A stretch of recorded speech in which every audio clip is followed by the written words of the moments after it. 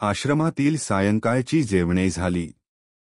सायंकाळच्या जेवणानंतर प्रार्थनेच्या वेळेपर्यंत फिराव्याला वगैरे आश्रमातील मंडळी जात. आश्रम होता त्या गावी नदी होती. नदीचे नाव बहुळा. नदीतीरावर एक लहानसे महादेवाचे देऊळ होते. देवळाजवळ पिंपळाचे मोठे पुरातन झाड होते. त्याला पार बांधलेला होता. त्या पाराजवळ गावातील मंडळीही कधी कधी येऊन बसत असत. गोविंदा व श्याम बाहेर फिराव्यास गेले होते. ते टेकडीवर जाऊन बसले होते. लहानगा गोविंदा पावा गोड वाजवीत असे. त्याने आपली बांबूची बासरी बरोबर घेतली होती व तो वाजवीत होता. कविहृदयाचा श्याम ऐकत होता. एकाएकी गोविंदा थांबला व त्याने श्यामकडे पाहिले. श्यामचे डोळे मिटलेले होते. तोंडावर गोड व मधुर असे तेज होते. चलताना आश्रमात प्रार्थनेची वेळ होईल. श्यामने डोळे उघडले. श्याम म्हणाला, गोविंदा, बासरी म्हणजे एक दिव्य वस्तू आहे. कृष्णाच्या मुरलीने पशुपक्षी दगडधोंडे विरघळून जात. ते बायकांच्या गाण्यात आहे ना वर्णन. यमुनाबाई वाहे स्थिर नादे लुब्ध समीर रे. हालविना तरुवर पुष्प फळ पान रे. गोपीनाथा आले आले सारुनिया कामरे. वृंदावनी वाजविशी वेणू जरा थांब रे. गोविंदा, लहानपणी कोकणात सुट्टीच्या दिवसात पावसाळ्यात मी गोवायांबरोबर रानात जात असे. गाईगुरे चर्त व गोवारी अलगुजे वाजवीत. माझे चुलते छान अलगुजे करीत. लहानशी बांबूची नळी, पण तिच्यात केवढी शक्ती. हल्ली ती ब्रासची वगैरे कर्कश परदेशी अलगुजे विकत घेतात. 2 रुपये त्यांना पडतात. परंतु खेड्यापाड्यांतील गोरगरिबांना ही बासरी आहे. मधुर, सुलभ व सुंदर. बासरी हे आपले राष्ट्रीय वाद्य आहे. श्रीकृष्णाने ते रूढ केले आहे व 7 लाख खेड्यात ते वाजविले जात आहे. वाजव, आळव ते गीत. परंतु ती पहा घंटा वाजत आहे. प्रार्थनेस चला, गोविंदा म्हणाला. हो चला. काय रे गोविंदा, काल मी बराच वेळ सांगत बसलो का? परंतु थोडी आईची पूर्वकथा सांगितली पाहिजे होती. आज लवकर आटपीन, श्याम म्हणाला. काल 10-12 मिनिटेच तुम्ही सांगत होता. उगीच आखडते नका घेऊ. मधून मधून निरनिराळे विचार व कल्पना येतात, त्यात आमचा फायदा असतो. तो वेळ व्यर्थ का जातो? गोविंदा म्हणाला. बोलत बोलत दोघे आश्रमात आले. गच्चीवर प्रार्थनेची तयारी झाली. सारे जमले. गावातील काही मंडळी आली होती. घंटा वाजली. प्रार्थना सुरू झाली. स्थिरावला समाधी. स्थितप्रज्ञ कसा असे वगैरे गीताईतील स्थितप्रज्ञाच्या लक्षणांची प्रार्थना सुरू झाली. ही प्रार्थना आता राष्ट्रीय प्रार्थनाच जणू झाली आहे. प्रार्थना संपताच श्यामच्या गोष्टीसाठी मंडळी अधीर झाली. श्यामने गोष्टीस सुरुवात केली. माझ्या आईचे प्रेम आम्हा सर्व भावंडात आमच्या बहिणीवर जरा जास्त होते. माझी बहीण जणू आईचीच प्रतिमूर्ती होती. आम्ही तिला अक्का म्हणतो. माझी अक्का दया व क्षमा, कष्ट व सोशिकता यांची मूर्ती आहे. तिला सासरी प्रथम सासुरवास झाला, परंतु माहेरी तिने कधी सांगितले नाही. तिने स्वतःच्या मुलास एक चापटही मारली नाही. मुलांचा राग आलाच तर दूर उठून जाते व राग शांत करून येते. माझ्या अक्काच्या लग्नाच्या वेळची गोष्ट आहे. अक्काचे कितीतरी दिवस लग्नच जमत नव्हते. तिला मंगळ होता. त्यामुळे अडचणी येत. शिवाय हुंड्याची अडचण होतीच. आमचे नाव होते मोठे. बडे घर पोकळ वासा अशातली गत झाली होती. पूर्वीच्या इतमामाप्रमाणे राहावे असे काही मंडळीस घरात वाटे व कर्ज वाढत होते. माझ्या अक्काला 17 ठिकाणी नाचविली. कोठे मुलगी पसंत पडली तर हुंडा आड येई. हुंडा म्हणजे मुलीच्या मानेवरचा धोंडाच तो. या हुंड्याच्या त्रासाने मुलींच्या शरीराची वाढही नीट होत नाही. त्यांना आतून चिंता जाळीत असते. मुलगी वाढत चालली, एकदा लवकर उरकलेच पाहिजे, कोठे बयेचा नवरा असेल कोणास माहीत, असे शब्द मुलींच्या कानावर येत असतात. त्यांना जीवन नकोसे होते. आपल्या देशातील तरुणच नादान. या हुंड्याची चाल नाहीशी व्हावी म्हणून 20 वर्षापूर्वी स्नेहलतेने बंगालमध्ये स्वतःला जाळून घेतले. त्यावेळेस क्षणभर तरुणांनी हुल्लड केली. सभा भरविल्या, ठराव केले, परंतु पुन्हा सारे थंड. हुंडे पाहिजेत, शिक्षणाचा खर्च पाहिजे, अंगठी पाहिजे, दुचाकी पाहिजे, घड्याळ पाहिजे. मुलीचे पैसे घेणे वा मुलाचे घेणे, दोन्ही गोष्टी सारख्याच निंद्य. गायसही विकू नये असे सांगणारा माझा थोर धर्म, परंतु त्याच धर्माचे अनुयायी मुलांमुलींसही विकतात. याप्रता अधर्म कोणता? तोंडाने धर्माचा तोरा सारे मिरवतात, पण कृतीने धर्माची सारी थट्टाच आहे. उदार हृदय ज्यांची असावीत ते तरुणही मेलेलेच. निंद्य गोष्टीबद्दल बंड उभारण्याचे जोपर्यंत धैर्य होत नाही तोपर्यंत काही नाही. आपल्या बहिणींच्या जीवनाचा कोंडमारा करणाऱ्या रूढी व चाली ज्यांना टाकवत नाहीत त्यांना स्वातंत्र्य प्रिय आहे, हे मी कसे म्हणू? असे जगाने कसे म्हणावे? परंतु जाऊ दे, मी भावनाभरात कोठे तरी वाहत चाललो. तुम्ही भलतीकडे वाहवत चाललेत तरी आम्हाला मधच मिळणार. आडरानात शिरलात तरी फुलेच दाखविणार. तुम्ही बोलत राहिलेत म्हणजे पुंगी ऐकून नाग डोलतो तसा आमचा अंतरात्मा डोलू लागतो. नामदेव म्हणाला, तुमचे काहीही असो ते गोड लागते. तुम्हीच ना ती शाहूनगरवासी नाटकमंडळीतील प्रख्यात नट गणपतराव यांची गोष्ट सांगितली होती. हॅम्लेटचे नाटक जाहीर केलेले असावे, परंतु गणपतराव रंगभूमीवर येऊन तुकाराम नाटकातीलच बोलू लागत. प्रेक्षक म्हणत तेच चालू राहू दे, गणपतरावांचे सारेच छान.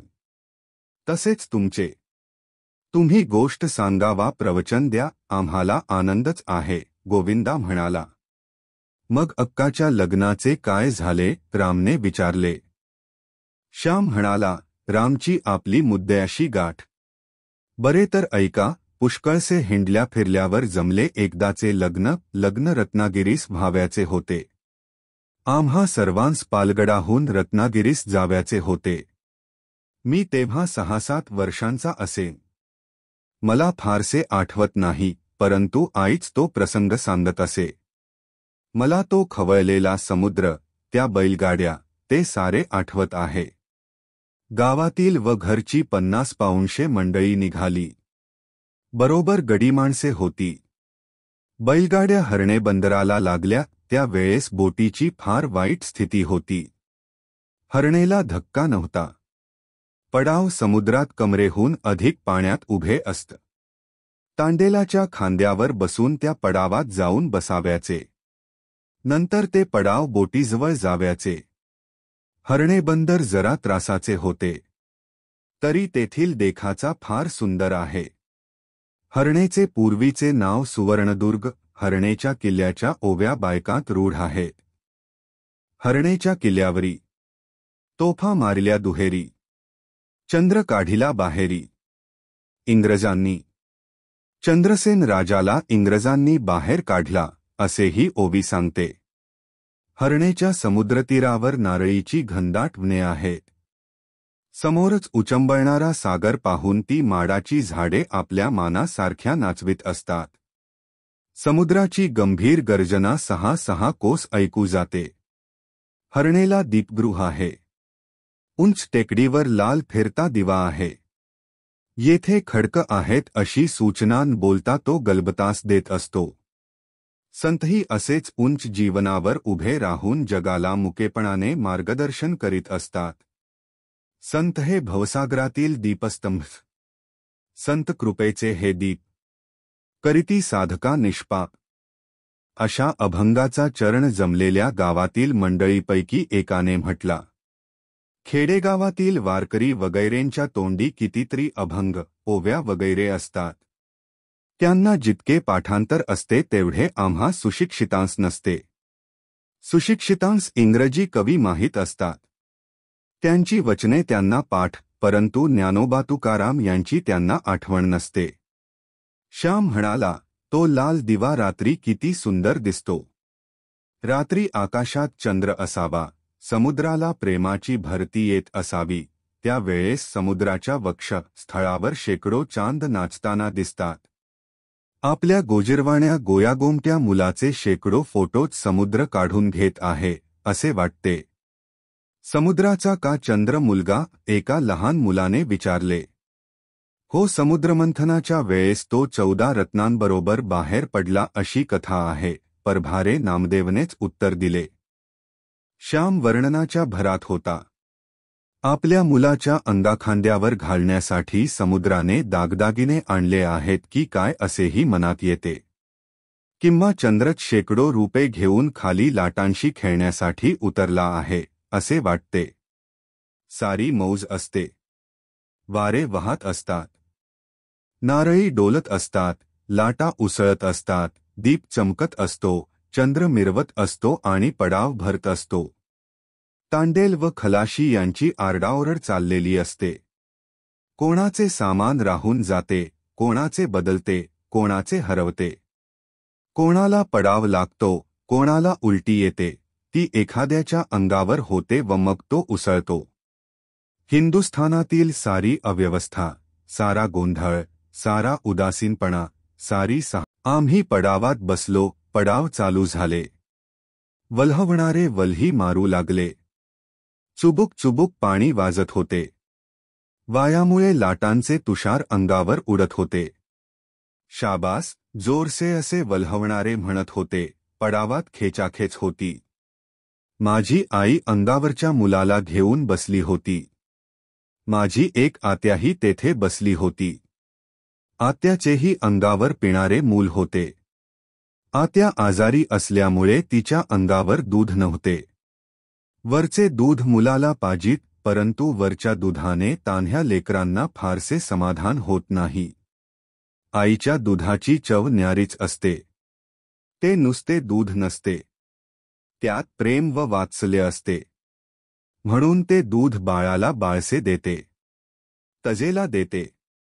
ज्या देण्यात प्रेम आहे त्या देण्याने देणारा व घेणारा दोघांस परमसुख होते.